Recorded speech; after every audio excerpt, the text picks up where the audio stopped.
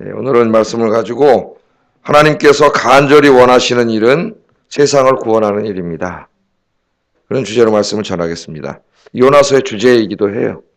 하나님이 간절히 이렇게 이루시기를 원하시는 일. 그럼 우리가 어떻게 해드려야 돼요? 우리가 이루어드려야죠. 그죠? 하나님께서 간절히 이루시는 일단 우리가 이루어드려야 되는데 그 일이 뭐냐면 세상을 구원하시는 일이라는 것을 우리에게 보여줍니다. 그래서 요나서를 읽으면은 세상을 향하신 하나님의 마음을 알게 돼요.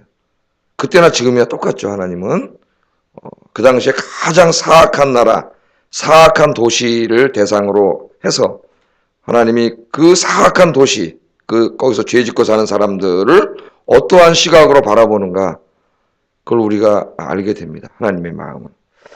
이제 오늘 첫째 시간이니까 조금 간단히 말하면 요나는 이제 비둘기라고 하는 그런 의미가 있습니다. 이제 별로 우리 강의에 중요하지 않으니까. 활동하던 시기는 조금 우리가 알아야 되겠죠. 그죠? 요나가 활동하던 시기는 분명해요. 성경에 나와 있기 때문에 열왕기하 14장 25절을 한번 찾아보세요. 열왕기하 14장 25절.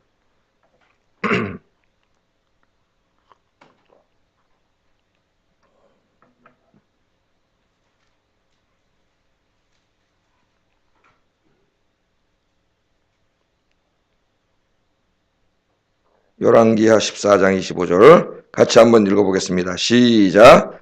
이스라엘의 하나님 여호와께서 그의 종 가드헤벨 아미떼의 아들 선지자 요나를 통하여 하신 말씀과 같이 여로보암이 이스라엘 영토를 회복하되 하맛 어귀에서부터 아라바 바다까지 하였으니, 여기 보면은 아미떼의 아들 선지자 요나가 언제 활동했냐면은 이때가 언제냐면은 여로보암 2세 때입니다. 여로보암 2세. 이스라엘의 북이스라엘의 여로보암이라는 왕이 둘 있죠. 첫 번째 누구예요? 이스라엘을 건국한 그 여로보암 있고, 그 다음에 이제 두 번째 여로보암이 있어서 여로보암 2세라고 하는데, 여로보암 2세는 아마 많이 들으셨을 거예요. 왜냐하면 호세아서라든가 아모스라든가 이제 새벽기도 때 앞으로 좀 이렇게 종종 소선지서들을 좀 이렇게 묵상하려고 하는데, 그런 말씀들에 할 때 항상 배경은 뭐라 그래? 이사야서 공부할 때도 그렇고 여로보암 2세 때 그러면서 뭐라 그래? 북왕국 여로보암 2세 때는 영적으로는 어두운 때였지만은 경제적으로 정치적으로는 상당히 번창하던 때입니다. 이런 얘기를 아마 많이 들어봤을 거예요. 보통 누구랑 같은 비슷한 시대에 지금 선지자예요. 미가도 마찬가지고, 그죠? 호세아, 아모스, 미가, 조금 뒤에 이제 이사야, 주로 이 BC 8세기 선지자들입니다. 자, 이때 요나가 활동했다는 거, 그때 이제 그 정도 이렇게 여러분 상식적으로 알아두시면 되고요. 요나서의 특징이 있어요. 다른 서신들에 비한 요나서의 특징이 있는데, 요나서에는 하나님이라고 하는 그러니까 하나님이 굉장히 많이 나와요. 이 짧은 서신인데 하나님이 굉장히 많이 나옵니다. 총 39번 나와요. 39번. 하나님이 총 39번 나와요. 그래서 야훼, 여호와라는 이름으로 25번 나오고, 하나님, 엘로힘이라는 이름으로 13번 나오고, 한 번은 주 하나님, 한 번, 이렇게 나와서 야훼로 나오든지 엘로힘으로 나오든지 합쳐서 주 하나님으로 나오든지 총 39번이나 나오니까, 이 짧은 서신에. 요나서의 주인공이 누구예요? 요나가 아니고 하나님이세요. 하나님. 이게 이제 다음번에 한번 또 에스더를 살펴보려고 하는데, 에스더하고는 정반대예요. 에스더서에는 하나님이라는 명칭이 한 번도 안 나와요. 전혀 다른 그러니까 어떤 기법으로 하나님의 말씀을 증거하는 거예요. 에스더서는 하나님이라는 말을 한 번도 안 하지만은 역사를 운행하는 분이 하나님임을 우리에게 전달해 준다면은, 요나서에는 하나님이라는 이름을 39번이나 나와요. 강조하는 거예요. 하나님의 마음, 하나님의 말씀, 하나님이 하시고자 하시는 일, 이런 걸 우리에게 가르쳐 줍니다. 그래서 한번 성경 읽으시면서 몇 장 안 되잖아요. 그죠?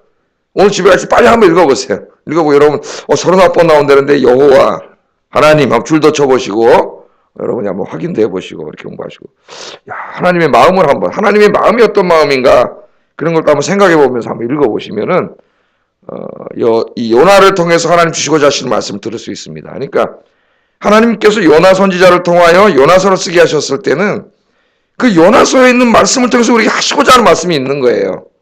그러니까 우리 설교자들은 그거를 잘 연구해가지고 그걸 가르쳐줘야지, 그 요나서 본문을 읽어놓고 요나서 하지도 않는 다른 얘기를 하면 안 되겠죠. 그죠? 그러려면 다른 본문을 선택해야지. 그래서 이 말씀을 우리가 잘 듣는 게 중요하다. 주제는 아까 뭐라 그랬어요? 온 세상을 구원하시기 원하시는 하나님이라 그랬어요. 하나님이 간절히 원하시는 것은 온 세상을 구원하는 겁니다. 모든 사람을 다 구원하는 겁니다. 그렇게 말씀했습니다. 그래서 이 일을 하나님이 하시면 되지 뭐. 못하실 일 어디 있어요? 하나님 말씀 한마디면 다 되는데. 하나님께서 이 일을 누구를 통해서 하기로 원하세요? 지금 이 구약 시대, 요나의 시대에는 요나를 통해서. 이 시대에는 누구를 통해서 하기로 원하세요? 여러분이에요. 나를 통해서 하기로 원하세요. 여러분, 저와 여러분을 통해서 하나님 원하시니까. 요나에게 하시는 말씀은 누구에게 하시는 말씀이에요? 우리에게 하시는 말씀이죠. 나에게 하시는 말씀. 그렇게 듣지 않으면 이 말씀이 의미가 없는 거죠. 그렇죠? 이거 뭐 그 당시면 벌써 BC 8세기면 지금으로부터 한 몇 년 전입니까? 2800년 전 저 이스라엘 어디 사는 무슨 요나라는 사람한테 한 말씀이고 그 이스라엘 백성들 니느웨 성 사람들에게 하신 말씀이라고만 생각하면은 이게 나하고 무슨 아무 의미가 없는 그런 식으로 생각하고 성경을 읽으면 하품밖에 안 나오겠죠. 그러나 하나님 어제나 오늘이나 동일하시고 그런 모델을 통해서 하나님 지금 누구에게 말씀하시는 나에게 말씀하시는 거예요. 나에게. 여러분에게 하시는 말씀입니다. 그래서 오늘 보세요. 1절에 보면 여호와의 말씀이 아미떼의 아들 요나에게 임하니라. 요나도 우리 같은 사람이지 않습니까? 여로보암 2세 때 살던 한 사람의 사람이었는데 어느 날 이 사람의 인생에 하나님이 찾아오세요. 그래서 하나님 어떻게 하세요? 요나에게 뭐가 중요합니까? 말씀하셨다는 게 중요해요. 요나에게 말씀하셨다. 그 구약시대에는 하나님께서 말씀하실 때 계시가 완성되지 않았죠. 성경 66권이 완성되지 않았어요. 그래서 하나님 말씀, 그때까지 완성된 하나님의 말씀으로 말씀할 때도 있었지만은 하나님께서 주로 선지자들을 택하시고 선지자에게 하나님의 말씀을 주셨죠. 그래서 선지자는 가서 어떻게 하나님께 받은 말씀을 가감 없이 전해야 돼요. 가감 없이 그대로 전해야 됩니다. 왜곡시키면 안 돼요. 자기 생각을 집어넣어서도 안 돼요.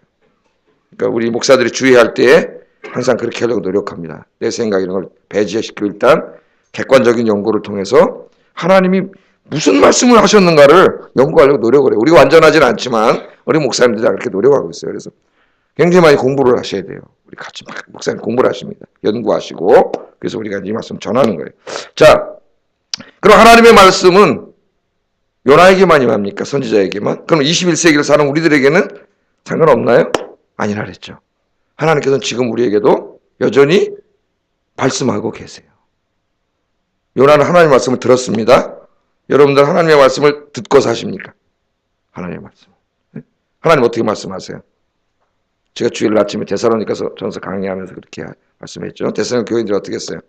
사도들의 설교를 들을 때 인간의 말로 듣지 않고 하나님께서 자기들에게 그 사도를 통해서 하시는 말씀으로 하나님의 말씀으로 들었다 그랬죠. 그래서 뭐라 그래요? 바울을 통해서 하나님 그것이 옳다, 맞다 그랬잖아요. 하나님께서 설교를 통해서 말씀하세요. 여러분에게.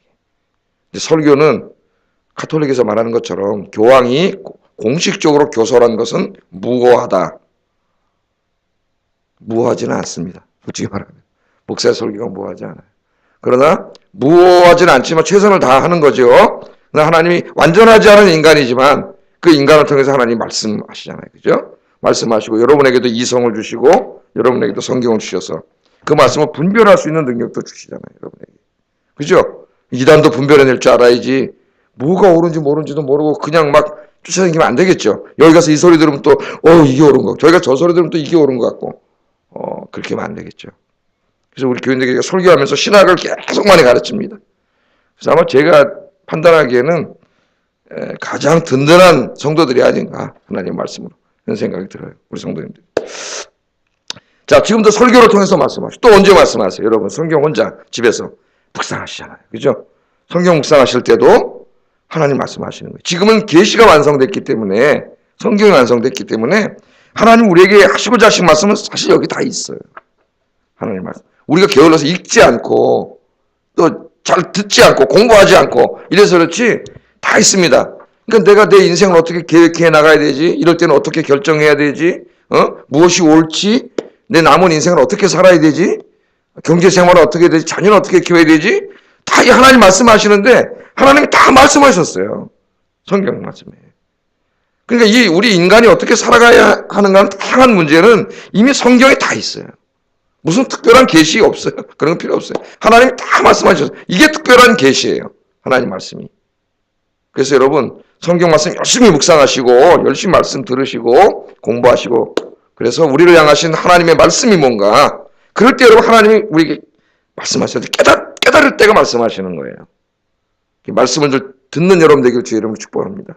하나님 말씀을 안 듣고 매일 세상 소리만 듣고 살아가 기독교인들이.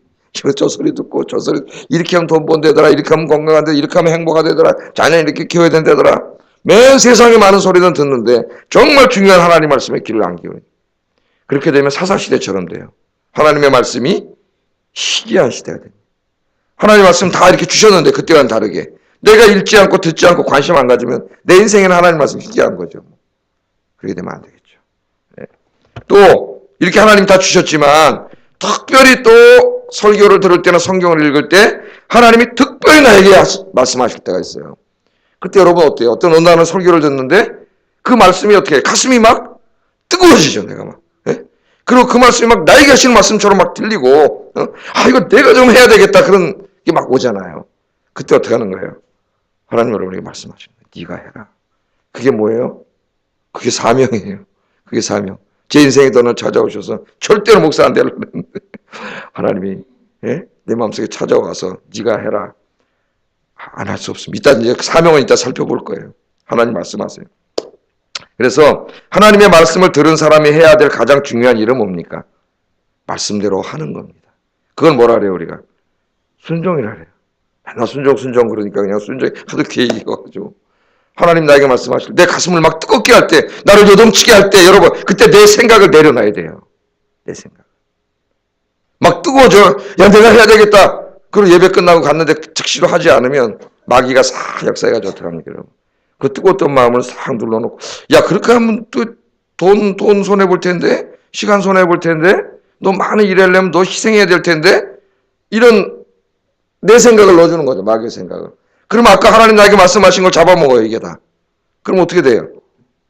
도로 그냥 은혜 받는 하나님 말씀을 하셨는데 요나처럼 돼버리는 거예요. 요나 얘기가 남의 얘기가 아닙니다. 여러분. 하나님은요 계속 말씀하세요. 일단 영적으로 여러분 깨어있어서 하나님의 말씀을 들을 수 있기를 주의 이름으로 축복합니다. 듣지도 못하는 귀머거리가 되면 안 되겠죠. 그건 아무 희망이 없어요. 이런 사람. 들을 때 막 들을 때 하나님이 나에게 막 말씀하실 때 그 말씀대로 순종하시는 여러분 되기를 주의 이름으로 축복합니다. 두 번째 그럼 하나님께서 요나를 찾아서 말씀을 하셨는데 무슨 말씀을 하셨느냐? 하나님의 마음 하나님께서는요 성경에 보면은 그 속마음을 우리에게 다 털어놓으세요. 하나님께서. 우리는 잘 어떻게 보면 솔직하게 털어놓은 사람도 있지만 많이 감추고 삽니다. 서로. 네? 하나님께서 이게 털어놓으세요. 사실 이게 털어놓으면은 속이 시원해져요. 이걸 감추고 포장하려고 그러면 굉장히 힘들어져요. 그 심리학자들이 절대 그렇게 하지 말라 그러잖아요. 그럼 병들어 마음이. 근데 한 번은 그냥 우리 저 룻기에서도 배웠지만 나오미가 난 나오미가 아닙니다. 난 말합니다. 하나님께서 날 이렇게 하셨습니다. 내가 하나님께 돌아왔습니다. 이렇게 하면은 그다음부터 뭐 속이고 그럴 필요 없잖아요. 눈치 보고 그냥 내가 하나님 앞에 잘못 살아서 이렇게 됐는데 내가 오늘부터 하나님 뜻대로 살려고 돌아왔습니다. 이렇게 해버리면 좋은 거예요. 정신적으로도 건강하고 영적으로도. 근데 우리가 이걸 못하고 숨기고 나를 좀 더 이렇게 높이 보이게 하려는 거죠. 이러니 얼마나 가면 쓰고 사는 거지. 이 가면이 우리를 병들게 해요. 심리학자들 이걸 가면이라 그래요. 가면. 이렇게 얘기해요. 자, 오늘 하나님께서 하나님 우리에게 속마음을 다 털어놓으시는데 그게 뭐냐면 2절에 2절 한번 읽어보겠습니다. 시작.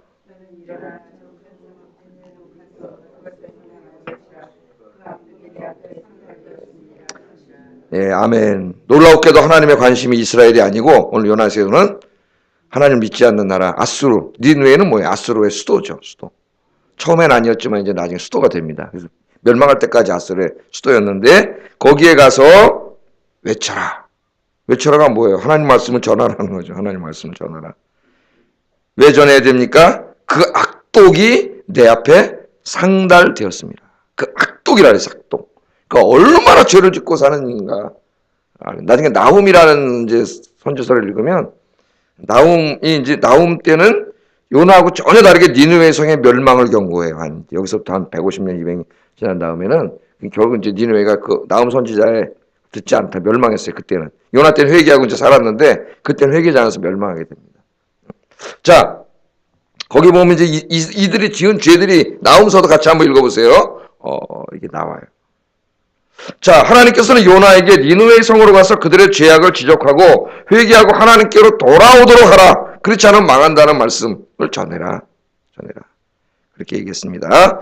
자, 하나님께서는 뭐예요? 저들의 악독이 내 앞에 상달되었다. 이스라엘 민족이 아닙니다, 여러분. 믿지 않는 저 나라예요. 네? 그런데 그들의 악독이 내게 상달되었다 그러니까 결국 이걸 뭘 할 수 있어요? 하나님께서는 저 이스라엘이라고 하는 조그만 나라의 하나님이 아니고 전 인간의 역사를 다 주관하시는 역사의 하나님이신데 그 하나님께서 저 이방 나라 저 니느웨의 성, 그 당시엔 제일 큰 도시겠죠. 도시 중에 하나인데 그 성에서 그 사람들이 행하는 그 삶과 행위들을 다 어떻게 하고 계시는 하나님이 다 보고 계시는 거죠. 다 보고 계세요. 다 보고 계시고 다 알고 계세요. 지금은요. 지금도 마찬가지죠. 지금도 저 무슬림들 다 마찬가지. 저기 힌두교 믿는 사람들 인도나 아프가니스탄이나 다 하나님이 관심이 없는 게 아니라 지금으로 말하면 아프가니스탄 그런 나라죠. 니느웨. 그런 모든 나라 사람들에게 하나님은 관심을 가지시고 그들이 하루하루 살아가는 모든 것을 하나님은 어떻게 다 보고 계세요. 다 알고 계세요. 여러분들은 말할 것도 없겠죠. 네? 다 보고 계시잖아요. 지금 다. 그게 나한테 상달됐다 그러잖아요. 심지어는 뭐까지 다 아세요. 우리 속마음까지도 하나님께서 다 알고 계세요. 그러니까 여러분 하나님이 나를 다 보고 계시다는 것을 우리가 아는 게 중요합니다. 그런데 그 악독을 행했다고 하면은 그 다음에 멸망이 와야 되는데 물론 하나님 심판하셔요. 그런데 심판하시기 전에 하나님 항상 뭘 주세요? 기회를 주세요. 네? 그게 하나님이세요. 그것도 여러 번 주세요. 여러 번. 하나님은 언제까지? 인내. 기다리시. 언제까지? 하나님이 허용한 그 한계까지. 우리는 한 번만 해도 확 그냥 못 참는데 하나님께서는 계속 그게 하나님 사랑이에요. 사랑. 네? 기다려주세요. 니느웨 성 사람들에게 가서 회개하고 돌아오도록. 그게 하나님의 마음입니다. 멸망시키는 게 하나님의 마음이 아니래요. 하나님의 마음 뭐예요? 이 악독한 니느웨 사람들도 구원하기를 원하세요. 그래서 니느웨를 택했어요. 가장 사악하고 온갖 더럽고 추악한 죄를 짓고 있는 대도시에 살고 있는 이 니느웨, 지금 도시를 보십시오, 여러분이. 예? 하나님 보실 때 귀역질 나는 짓을 맨날 이 밤마다 이 도시에서 다 행하고 사는데 하나님께서는 그들까지도 사랑하고 계세요. 구원하기를 원하세요. 그래서 외아들까지 보내셨어요. 독생자까지 희생시키시면서 하나님께서는 구원하기를 원하십니다. 오늘 이 아침에 우리가 이 하나님의 마음을 갖는 게 중요하다. 하나님. 그래서 예수님께서도 이 땅에 오셔서 승천하실 때 우리 사도행전 공부하고 있지 않습니까? 뭐라 그랬어요? 땅끝까지 이르러 내 증인이 되라. 땅끝까지 가라. 가서 하나님이 너희를 얼마나 사랑하시는지. 복음이 뭐예요? 하나님이 당신을 사랑하십니다. 당신이 비록 죄 짓고 이렇게 악독을 행하고 살지만 하나님 사랑하셔서 외아들까지 주셨습니다. 회개하고 예수님 믿으면 죄 사함 받고 구원받습니다. 천국에 갑니다. 영생을 얻습니다. 그게 복음이잖아요. 하나님이 당신을 사랑하신다고 하는 이게 기적이에요. 우리 인간은 그렇게 못 사랑해요. 나에게 조금만 잘못해도 못 사랑하는. 하나님은 끊임없이 하나님 옆에 욕하고 삿대질하고 하나님 없다 그러고 온갖 하나님의 죄를 다 짓고 하지 말라는 일은 다 하고 살아가는 인간들을 지금 이 시간에도 하나님은 구원하기를 원하십니다. 이 마음을 알아야 이 하나님의 마음이 내 마음이 돼야 세상을 보는 생각이 바뀌어요. 하나님의 마음을 갖게 해달라고 이 아침에 기도하시기 바랍니다. 이걸 기도하세요. 이 요나서를 읽을 때 이 하나님의 마음, 이 사악한 자들도 구원하기를 원하시는 하나님의 마음을 내 마음에 주셔서 내 마음이 하나님의 마음이 되게 해주세요. 이렇게 기도하시기를 주의 이름으로 축복합니다. 자, 이 중대한 하나님께서 마음도 털어놓으시고 하나님께 사명을 주셨어요. 네? 그런데 요나가 어떻게 반응을 합니까? 요나가 3절 한번 읽어보겠습니다. 시작.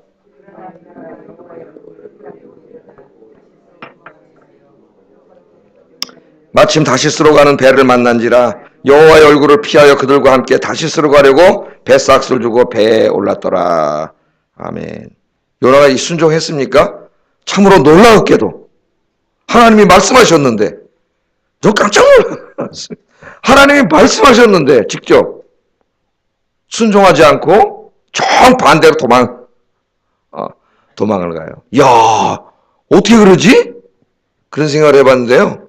요나가 바로 저거, 우리 자신의 모습. 아까 제가 말씀드렸지만 어떨 때 하나님께서 내 마음을 움직이게 하시고 뜨겁게 하시는데도 내 생각이 이걸 눌러버리죠. 그렇게 하면 내가 너무 많은 희생을 해야 되고 너무 많은 봉사를 해야 되고 내가 너무 많은 돈을 써야 되고 시간을 써야 되고 그냥 눌러버리는 거예요. 나이가 손해볼 것 같고 세상 즐기는 거 다 못할 것 같고 그냥 내 마음으로 눌러버리는 거예요. 자꾸. 불순종하는 거죠. 그게. 그죠? 네? 똑같아요. 우리가. 하나님 우리에게 주신 거예요. 자, 요나가 하나님 말씀하셨는데 놀랍게도 뭐라 그러냐면 여호와의 얼굴을 피하려고 일어났다 그랬어요. 여호와의 얼굴을 피하려고 일어났다 그랬어요. 그래서 어디로 가요? 다시스로 도망가려고 배 타고 도망가려고 욥바라고 하는 것을. 우리 욥바 우리 배웠죠. 거기죠. 사도행전에서 항구도시라고 하는 거. 우리나라로 말하면 좀 한 인천같이 그런 항구도시 도망간 거죠. 배 타고 이제 뭘 도망가 버리려고. 여기 다시스는 어디냐? 뭐 몇 가지 이렇게 이론이 있지만은 요나를 연구하는 연구자들에 의하면은 저 스페인 지금 스페인에 있는 도시라 그래요. 스페인. 그러니까 이스라엘에서 보면 저쪽 어디입니까? 서쪽 땅 끝. 그 당시 지리관으로 말하면 땅 끝. 정반대쪽 땅 끝으로 도망간 거죠. 하나님을 피하려고. 하나님을 피해서 도망. 여러분 하나님 피할 수 있습니까? 제가 주일날 예고편 말씀드렸죠. 오늘 요나서 한다고. 하나님 피할 수 있나요? 놀랍게도 요나는 하나님을 피할 수 있다고 생각을 한 것 같아요. 우리는 안 그럴까요? 우리도 그렇게 생각할 때 많아요. 그래서 뭐 잘못하면 두리번거리잖아요. 경찰 있나? 다른 사람 봤나? 하나님은 피할 수 있다고 생각을 하는 거예요. 그게 하나님 다 보고 계시는데 뭐 사람은 못 봐도 누가 다 보고 계세요. 하나님 보고 계신데. 우리도 그런 생각을 해요. 죄질 때 꼭 그렇잖아요. 죄질 때. 다윗같이 훌륭한 사람도 그 죄를 져놓고 어떻게 해요? 사람만 못 보면 되니까 남편 불러다가 그걸 또 무마시키려고 그러고 안 되니까 전쟁터에서 죽이고 순간 뭘 잃어버린 거죠? 하나님을 잃어버린 거죠. 하나님을 피할 수 있다고 생각하는. 하나님을 어떻게 피해요? 제가 주일에 어떻게 설교했어요? 하나님의 심판이 데살로니가전서에 뭐라 그랬어요? 예? 갑자기 많은데 아무도 피할 수 없느니라. 아무도 피할 수 없는. 그런데 요나가 놀라웠게도 하나님을 피할 수 있다고 생각 다시스로 도망가. 땅 끝까지 가면은 하나님 피할 수 있어. 예? 왜 피하려고 그래요? 니느웨로 가서 복음 전하라니까 하기가 싫은 거예요. 자기 생각하고 달라. 예? 그래 도망간 거예요. 도망가면 될 줄 알았어요. 여러분 우리가 믿는 하나님 어떤 하나님이십니까? 무소 부재하신 하나님이에요. 안 계신 곳이 없는 하나님. 이 지구 정도가 아니라 이 우주에 충만하신 하나님. 이사야서 말씀에 의하면 이 우주도 하나님의 손바닥 안에 있어요. 여기 우주가 너무 커서 물리학자들이 끝이 어딘지도 모르고 지금 지름이 얼마인지도 몰라. 예? 기껏 해가지고 화성도 아직 못 가고 있어요. 달나라 한번 갔다 왔지만 거기 가서 뭐 살고 이런 것도 못하고 있는 인간인데 이 우주가 하나님의 손바닥 안에 있는데 어디를 피하겠어요? 어디를 피해? 그래서 다윗은 이걸 깨달았죠. 139편 시편 찾아봅시다. 7절 10절. 시간이 금방 7절 10절 읽어보겠습니다. 139편.